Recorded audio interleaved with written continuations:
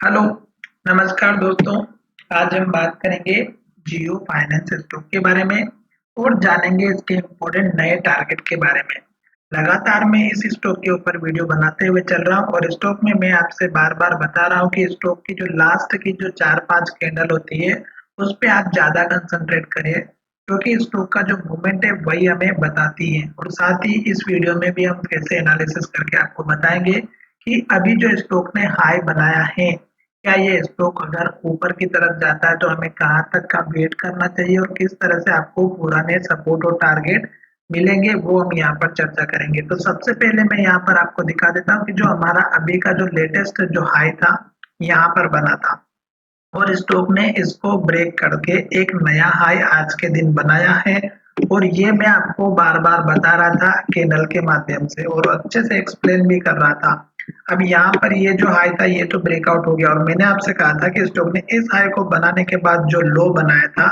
वो हमारा बना था यहाँ पर, जो लगभग हमारा 237 रुपए का था और उससे पहले स्टॉक ने जो लो बनाया था वो बनाया था 229 पर और उसके पहले का जो लो था वो बना था हमारा 215 पे और उसके पहले का लो अगर हम देखेंगे तो 213 का था और उससे पहले का लो देखेंगे तो ये बना था 204 का और सबसे लास्ट का जो लो बना था ये बना था हमारा 202 का। तो कहने का मतलब ये है कि स्टॉक जब लो बना रहा है तो ये ऊपर की तरफ शिफ्ट होते हुए नजर आ रहा था और स्टॉक ने जैसे ही इस हाई को ब्रेकआउट किया था यहाँ पर और कहा था कि स्टॉक जैसे इसके हाई को ब्रेक करेगा तो ये टारगेट आपको इमीडिएटली मिल जाएगा और उसके बाद नया टारगेट भी देखने को मिलेगा। तो मैंने आपको लास्ट वीडियो में भी बताया था कि ये जो हमारे जो लो बन रहे हैं 3 से 4 कैंडल का, अगर आप इनको देखोगे तो जो लो है वो ऊपर की तरफ शिफ्ट हो रहा है और जो हाई है वो भी हमारा तीनों कैंडल का हाई ऊपर की तरफ बन रहा है और ग्रीन कैंडल बन रही है।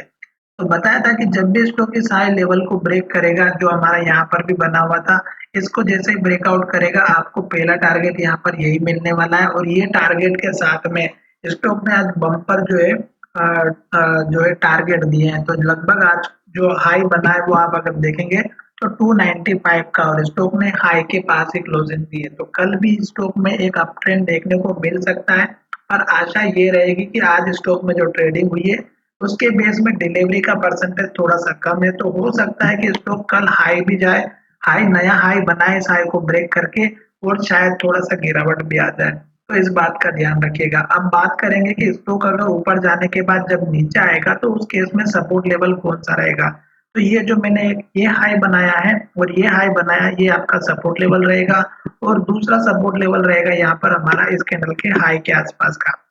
अगर आप ये रखें तो अच्छी बात है, अदरवाइज यहाँ पर जो हाई बना हुआ है ये भी रख सकते हैं पर ये थोड़ा स्ट्रॉन्ग लेवल है और साथ ही लॉन्ग टर्म के इन्वेस्टर अगर आप हैं तो हमारा जो पिछली बार का जो लो बना था ये अपना स्टॉप लॉस लेकर के चल सकते हैं हम। वैसे तो अब इसकी जरूरत नहीं पड़ेगी, उसका रीजन यहाँ पर ये है कि स्टॉक ने इतना बढ़िया स्ट्रॉन्ग ब्रेकआउट दिया है जिसकी कोई उम्मीद नहीं कर सकता क्योंकि आज अगर आप देखेंगे तो इसने लगभग लगभग 40-50 पॉइंट का मूवमेंट दिया है और मार्केट डाउन होने के बावजूद। तो ये एक स्ट्रॉन्ग पॉइंट है। दूसरा यहाँ पर आपको